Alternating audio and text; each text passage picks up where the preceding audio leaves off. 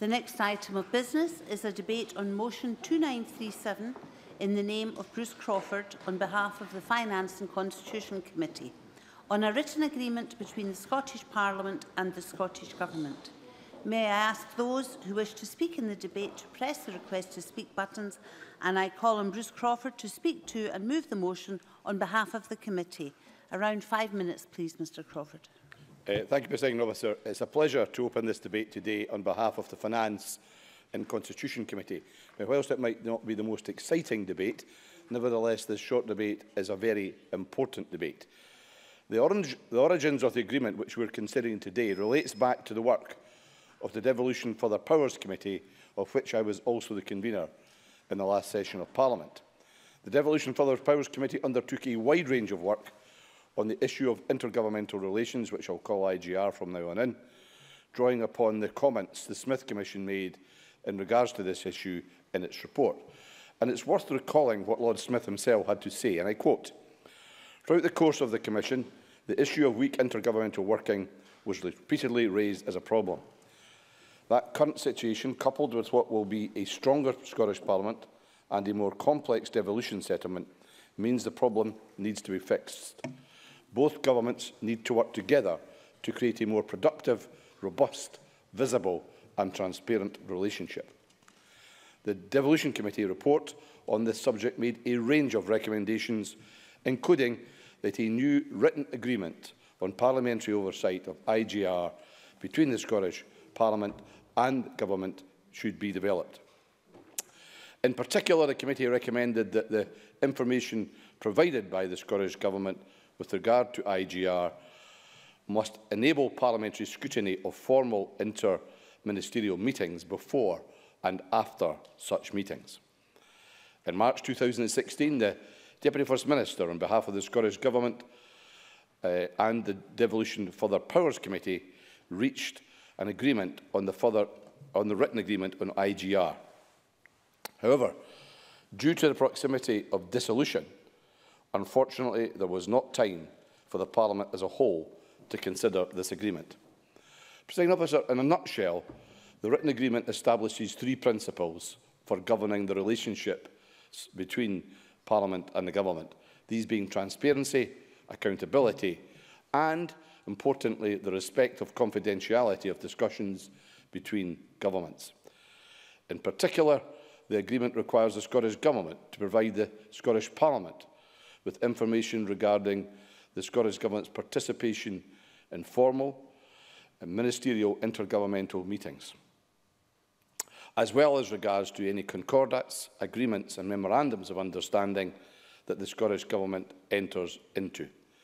In addition, the agreement requires the Scottish Government to prepare an annual report on IGR and to provide this to the relevant committee of the Parliament.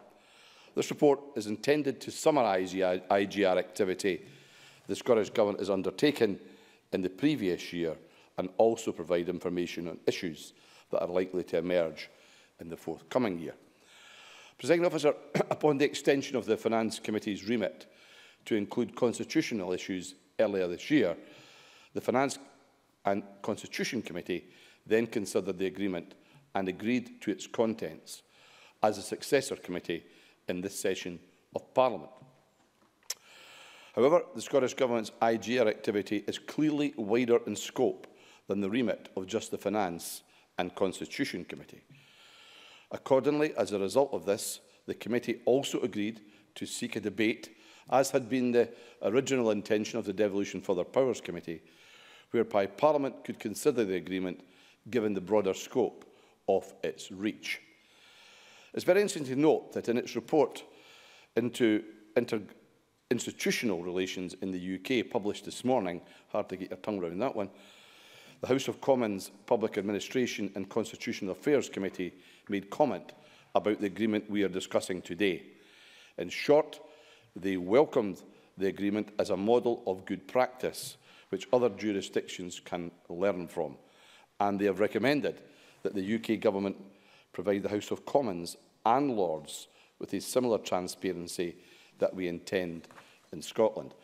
Presiding Officer, with that by the way of background, This agreement is intended to improve the ability of Parliament to scrutinise the formal intergovernmental relations of the Scottish Government in this new era of devolution that we are entering into, with an increased range of powers being shared between the Scottish and UK governments, as well, of course, as the negotiations that will be ongoing with regard to Brexit.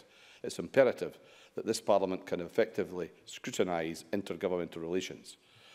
This agreement is intended to provide a mechanism via which scrutiny of intergovernmental relations can be undertaken more effectively. Presiding Officer, I wouldn't go so far as to suggest this agreement is in any way historic, but it's nevertheless an important statement of intent, and I therefore move the motion in the name of the Finance and Constitution Committee. Thank you. I now call on Derek Mackay. Up to 4 minutes, please. Thank you very much to Presiding Officer. I'm not sure I can add to the excitement of this debate, but I thank the Finance and Constitution Committee for bringing this debate on the written agreement on parliamentary oversight of intergovernmental relations to the Chamber this afternoon. And I'd like to thank the convener for his thoughtful opening remarks. Through his experience, having served, as he's described, as a Cabinet Secretary with responsibility for intergovernmental relations and his role as convener of the Devolution Further Powers Committee, Mr Crawford brings a valuable insight to this debate. And following on from the Smith Commission, the report from the Devolution Further Powers Committee, Changing Relationships, Parliamentary Scrutiny of Intergovernmental Relations, which I have read with renewed interest since taking on overall portfolio responsibility within the Scottish Government, led directly to the production in March of this year of the written agreement we are discussing today. That report highlighted the importance of establishing clear and effective processes within which formal intergovernmental mechanisms to ensure the role of parliamentary scrutiny is facilitated. And I believe the written agreement, which was developed jointly between Government and Parliament officials, demonstrates the value of us working together effectively to achieve our common goals.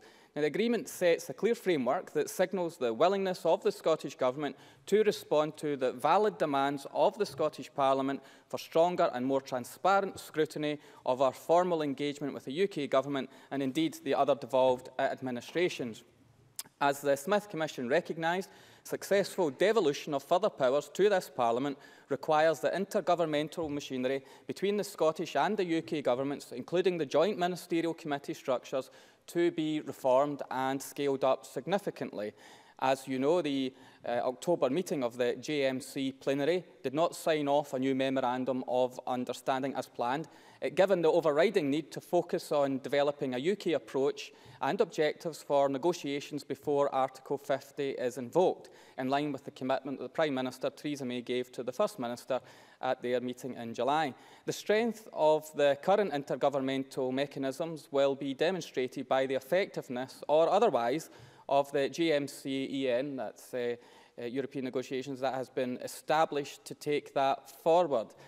As the Minister for UK Negotiations on Scotland's Place in Europe stated during our evidence session on the 16th of November, we have entered the discussions in good faith and will endeavour to make good progress. We expect the terms of reference for the GMC-EN to be honoured, and we'll see in time whether we believe that that is happening, although progress to date has been slower than we would have wished. Mr Tompkins sometimes says this government doesn't have full diplomatic capability in the Scottish Government. That is all the diplomacy I can bring in terms of that statement, in terms of progress on our intergovernmental relations on this subject, of course, which is being discussed elsewhere. Very briefly, of course. Very briefly, please. Intimately familiar with the report of the Public Administration and Constitutional Affairs Committee published, I think, today, in which evidence from both Leslie Evans, the Permanent Secretary to the Scottish Government, and John Swinney, the Deputy First Minister, is recorded that the Scottish Government is positive about the United Kingdom's intergovernmental machinery. Derek Mackay. Well, that's very timely, because I was going to go on to welcome some of the commentary around this, but also to reflect on the fact that the UK Government and the Westminster Parliament also needs to fully respect the agreements that have been reached in that regard. And as the First Minister has made clear, the Scottish Government recognises that proper parliamentary scrutiny is a key element of the Brexit process. I'm aware that the Minister for UK Negotiations, Scotland's Place in Europe, has been keeping relevant committees informed of the meetings. Similarly, I have been doing the same as Finance Minister to ensure that all relevant Joint Exchequer Committee meetings, quadrilaterals, trilaterals and others, is also informed to the relevant committee. So we are not complacent, so much so our officials are working with Parliament's clerks to develop guidance material to raise awareness across the Scottish Government of the need to comply with the written agreement and to encourage Scottish Government officials to consider any implications of their day-to-day work. So we look forward to continuing our work with Parliament. I now call Murdo Fraser. Up to 4 minutes, please. Thank you, Presiding Officer. Well, the background to this debate, as set out by the convener a few moments ago, is the written agreement established between the Scottish Parliament and the Scottish Government on intergovernmental relations. Intergovernmental relations between the UK Government and the Scottish Government are now more important than ever. Further devolution has created what is, in effect, a quasi-federal state within the UK. Scotland has two governments, one government here in Edinburgh and the government in London, each with different competencies at different levels. And there will be a whole range of issues on which it is important that both of Scotland's governments work closely together, and there needs to be high-quality engagement between them. And in addition to that, there needs to be effective scrutiny of these intergovernment relations at a parliamentary level, both at Westminster and here in the Scottish Parliament. And as we've heard, this point was recognised by the Devolution Further Powers Committee, which produced a very helpful report on these issues in October last year. When taking evidence for its report, that committee heard from a number of experts about the weakness of parliamentary scrutiny in these areas. For example, Professor Michael Keating of Edinburgh University Centre for Constitutional Change said, "We have a very poor parliamentary scrutiny of intergovernmental relations." And research carried out for that committee showed that in a whole range of other federal or quasi-federal states, the role of parliaments in scrutinising intergovernment relations was greater than in the UK. The House of Lords Constitution Committee, which also considered these issues, stated that effective scrutiny of intergovernmental relations requires both greater transparency than currently exists and the necessary structures and desire in Parliament and devolved legislators to scrutinise these relationships. So it was in response to these concerns that the written agreement between the Scottish Parliament and the Scottish Government was entered into. And the agreement requires the Scottish Government to provide to the relevant Committee of Parliament, as far as practical, advance written notice of at least 1 month prior to the schedule of relevant meetings, enabling the relevant committee to express a view on the topic and, if appropriate, to invite the responsible minister to attend the committee meeting to address the issue and answer questions. And this reflects the conclusion of the Devolution Further Powers Committee that the view of the Scottish Parliament needs to be taken into account before any intergovernment agreement is entered into by the Scottish Government. The key to this, Deputy Presiding Officer, is transparency. In the engagement with which this Parliament's Finance and Constitution Committee has had with the Cabinet Secretary for Finance, we have so far established what I think is a positive working relationship with the Cabinet Secretary, being prepared to engage with the committee in relation to intergovernmental dealings with Westminster. I hope that is the case for all Cabinet Secretaries, although it's just worth noting in passing that concern has been raised in other quarters about the lack of information that has been provided, for example, about the transfer of welfare powers to this Parliament, an issue which surely falls under the definition of intergovernment relations. We also know that Scottish Government ministers will often use these intergovernmental meetings to raise issues of concern that they have about UK government policy in reserved matters. I did ask the Cabinet Secretary for Finance at a recent committee meeting whether that process ever happened in reverse. It does not seem to be the case under either the current or indeed the previous UK government that happened, although I was told by Michael Russell that when Jim Murphy was Scottish Secretary in the previous Labour government, he was not shy in using such meetings to berate the SNP administration at Holyrood for what he saw as their policy failures. But clearly Conservatives in government are more courteous. There's one other point I want to make before closing, Deputy Presiding Officer. The Devolution Further Powers Committee recommended that greater interparliamentary cooperation in scrutinising intergovernmental relations would be beneficial. And I look forward to seeing a stream of work develop whereby committees of this Parliament can work with committees in Westminster and elsewhere on a closer basis than has been the case in the past. Presiding Officer, I suspect this debate will not make tomorrow's front pages, but it has been a useful opportunity to air important points about the machinery of government, and I am very pleased to support the motion in the convener's name. Thank you. I now call James Kelly. Up to 4 minutes, please, Mr Kelly. Thank you, Deputy Presiding Officer. I do welcome the opportunity to take part in this short but important debate on intergovernmental relations and the written agreement between the Scottish Parliament and the Scottish Government. Although it does seem quite a dry debate, the subject matter is actually quite important. I think if you look at the journey of devolution, indeed the journey of this Parliament, how it has matured and how more powers have been transferred from Westminster to Holyrood, and indeed we therefore take on greater responsibility. And at the heart of that, when powers have been transferred, and indeed some of the powers are shared, or at least the interests are also shared, one of the key things in this is the importance of relationships between the UK and the Scottish Government, and also between the Government and this Parliament. Clearly that can become a challenge when you have governments of different political parties. Indeed, Deputy Presiding Officer, you might say that it was a challenge when the Labour Party was in power, both at Holyrood and at Westminster. But it's important that those relationships are able to work constructively, and intergovernmental relationships, and this agreement is fundamental to achieving that. I think what's key to it are the principles as outlined in the agreement of transparency and scrutiny. And from that point of view, it's important that the meetings that the Cabinet Secretaries hold with their UK counterparts, that records of them are fully documented, and also, as the Cabinet Secretary has been good at doing, Cabinet Secretaries are available to come to relevant committees and also before Parliament to give an update on ongoing issues. And it is important because of the importance of some of the issues that are considered between governments. You just need to look at the number of discussions there's been around Brexit since the June vote, and the number of debates there have been in this chamber. And clearly that's something where there's a lot of contention, but there's a lot of interest in this Parliament and also in the UK Parliament.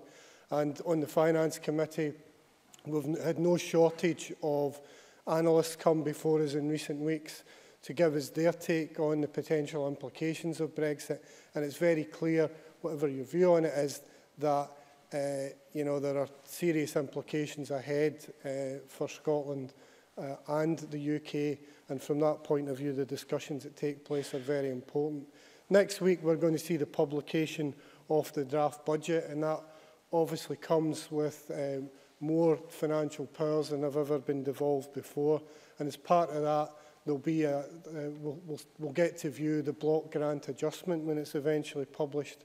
And that, again, is an issue that's really crucial, because there are forecasting elements of negotiation. There's been prior negotiation between the UK and Scottish governments, and that'll be one of the sort of true first tests of the intergovernmental relations and also this written agreement.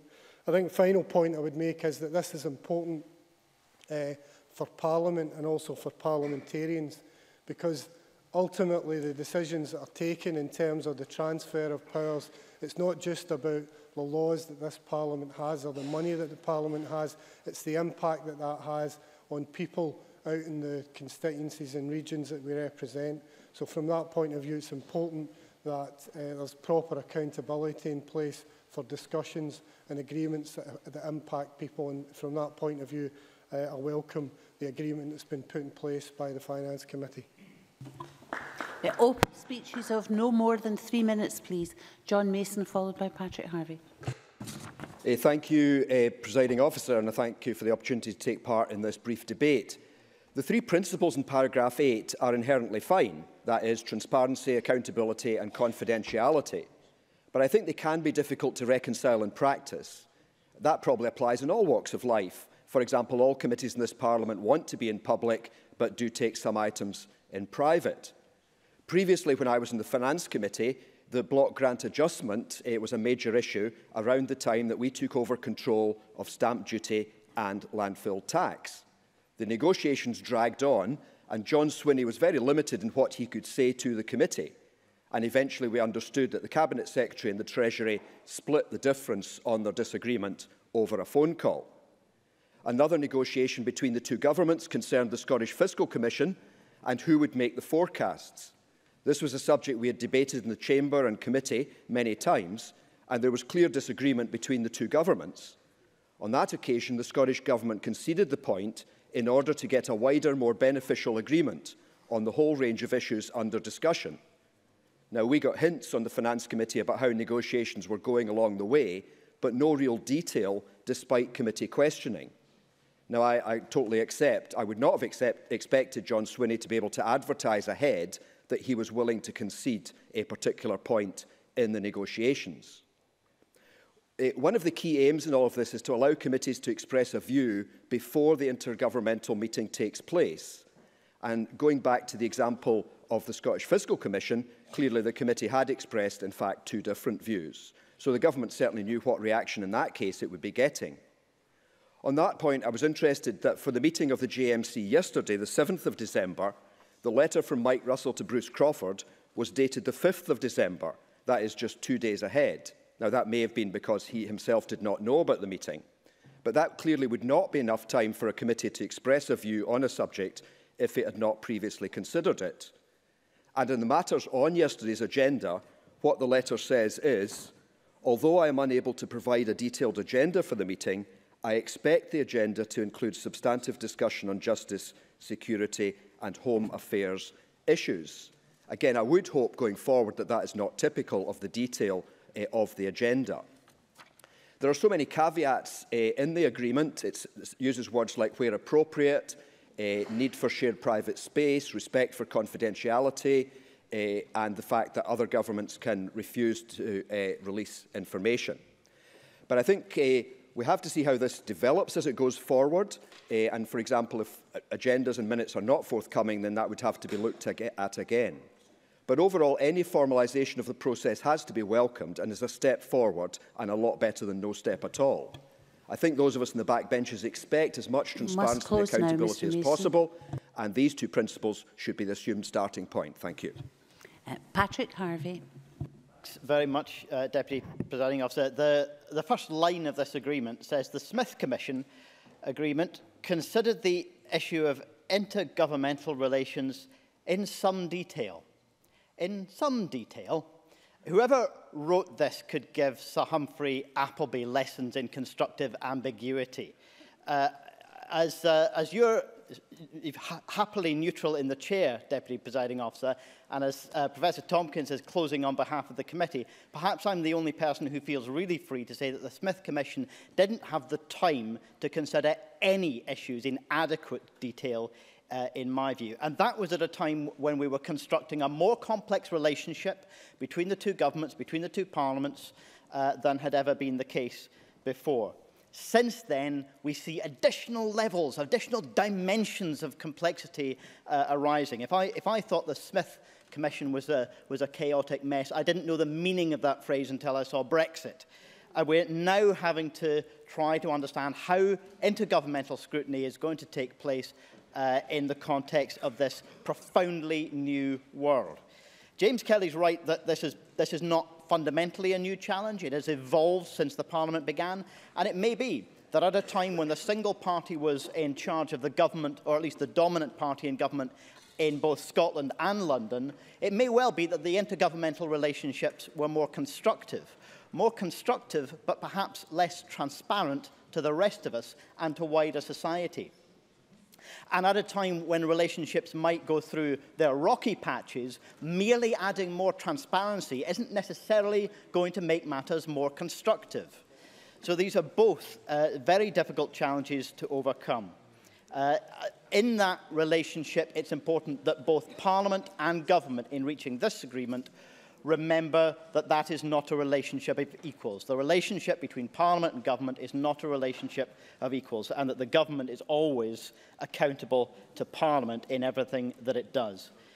I think the commitment to engage actively with parliamentary committees is important, and certainly the minimum that we would expect. I'm sure that all of us would agree that we would hope to see the same level of engagement with committees from UK ministers that we expect from Scottish ministers. And it's not only SNP members who I hope will agree with that, because when only the Scottish Government ministers put their case in front of committees, it may be that we don't hear the full picture as we should. And so I hope that Conservative Party members will also argue that ministers in the UK Government should engage actively, more so than they've done in the past, with Scottish Parliament committees. Finally, Deputy Presiding Officer, a plea that when we do further changes in future, for example, reviewing the Fiscal Commission, the fiscal framework when that comes due for review, we do it in a more calm, reflective, open and detailed manner than we've made changes to date. Adam Tompkins, to wind up the debate on behalf of the committee, please. Officer, I rise to make this short speech with reluctance and a heavy heart. Not because I think the subject matter is unimportant, quite the contrary, but because it should not be me making it. I'm the Deputy Convener of the Finance and Constitution Committee only because my friend and mentor, Alec Johnston, is no longer with us. And there will be time for much fuller reflection on his unique contribution to Scottish politics in due course, but I could not make this speech this afternoon without first paying tribute to him. But to business, Presiding Officer, as AJ would surely have wanted. Intergovernmental machinery is a phrase designed to put even the most dedicated politics student to sleep. But even if our short debate this evening somehow escapes the attention of tomorrow's front pages, this is more a reflection of the peculiar priorities of the press than it is of the merits of the matter. For the truth is, intergovernmental machinery is now core to the success of devolution itself. Hitherto in the devolved era, we have done as if a power is either reserved to Westminster or devolved to us. It's one or the other. But even if we did not quite realise it at the time, in those heady days that Patrick Harvey just referred to of the Smith Commission 2 years ago, we created something new, devolution 2.0. There are still reserved powers and there are still devolved powers, but there are also shared powers, areas of government that are the joint responsibility in Scotland of both the UK and the Scottish governments. Welfare and some elements of taxation are only the two best-known examples. Now, in a parliamentary democracy such as the UK or Scotland, parliaments have two jobs to do. They make laws. Yes, from time to time, they are supposed to make laws. And they hold the government of the day to account by scrutinising the government's policies, decisions and actions. In a parliamentary democracy, we do not elect the government directly. We elect a parliament, out of which the government emerges and to which the government is accountable. And this is the essential constitutional framework within which the written agreement must be understood. It is an agreement, a written component of our famously unwritten constitution that sets out the framework under which this Parliament can hold Scottish ministers accountable for the policies, decisions and actions that they develop jointly with UK ministers in Britain's intergovernmental machinery. Sometimes that machinery is bilateral, as in the Joint Ministerial Working Group on Welfare, and sometimes it's quadrilateral, as in the Joint Ministerial Committee. But regardless, it is essential that this Parliament is able effectively and robustly to hold Scottish ministers to account for what they get up to and indeed what they propose to get up to in these meetings. There can be no hiding behind the veil of executive secrecy. That's the very opposite of the openness and accountability that we rightly demand. The Smith Commission generally, and our chairman, Lord Smith in particular, were acutely conscious that all the UK's legislatures needed to do better in this regard. And I commend the Devolution Further Powers Committee for taking this forward, and indeed I commend the Scottish Government for agreeing to that committee's proposals as to how to ensure that we in this Parliament are able to do our job properly and hold ministers to account. It is enlightened of Scottish ministers to have understood that this is not only in the Parliament's best interests, it's also in their own interests. Ministers who are open with the Parliament and its committees are likely to find it easier to explain themselves than ministers who are not. And as Murdo Fraser mentioned a few moments ago, the row we had a few weeks ago about shared competence in the welfare field could perhaps have been avoided had ministers been more upfront in complying with the requirements of the written agreement. Presiding Officer, this written agreement is an excellent piece of work. It is fitting that Alec Johnston was a member of the committee that developed it in the last Parliament, and it is fitting that the convener of that committee is in this Parliament the convener of the Finance and Constitution Committee. It's a privilege to serve with him and a particular pleasure to support him and indeed the entire committee in formally commending this written agreement to the Parliament.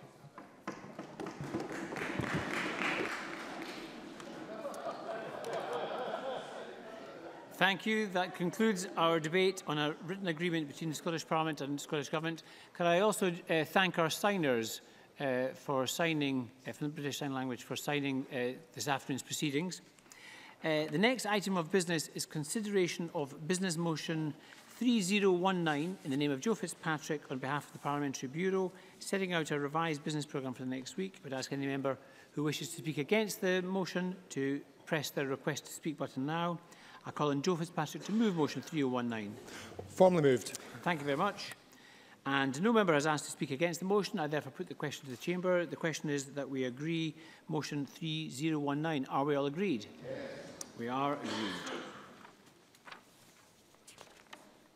There are 4 questions to be put as a result of today's business. The first question is that Amendment 2948.2 in the name of Adam Tompkins, which seeks to amend motion 2948 in the name of Jean Freeman on creating a fairer Scotland, be agreed. Are we all agreed? Yes.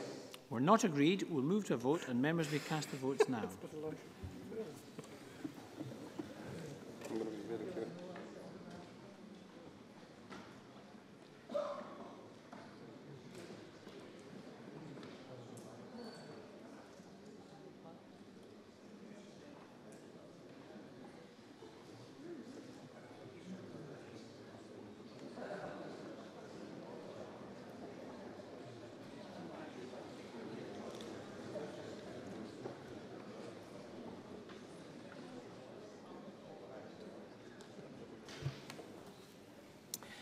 The result of the vote on amendment number 2948.2 in the name of Adam Tompkins is yes 30, no 88. There were no abstentions. The amendment is therefore not agreed.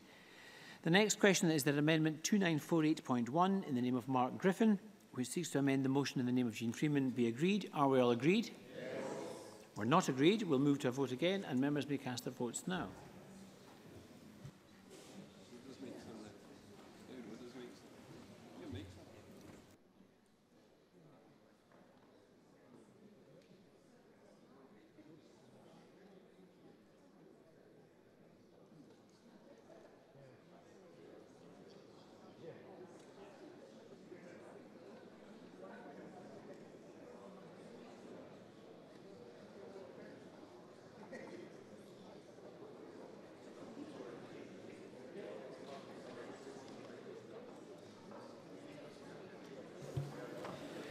The result of the vote on amendment number 2948.1 in the name of Mark Griffin is yes 87, no 30. There were no abstentions. The amendment is therefore agreed. The next question is that motion 2948 in the name of Jean Freeman as amended on creating a fairer Scotland, our disability delivery plan, be agreed. Are we all agreed? Yes. We're not agreed. We'll move to a vote and members may cast their votes now.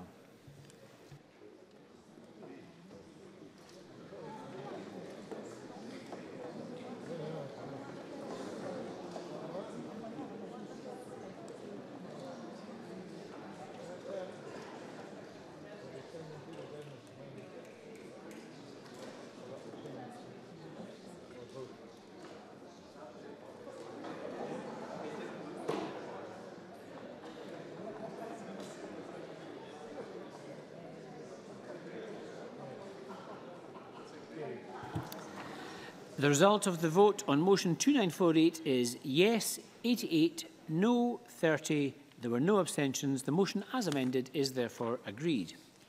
And the final question is that motion 2937 in the name of Bruce Crawford on a written agreement between the Scottish Parliament and the Scottish Government be agreed. Are we all agreed? We are agreed. That concludes decision time. I close this meeting of Parliament.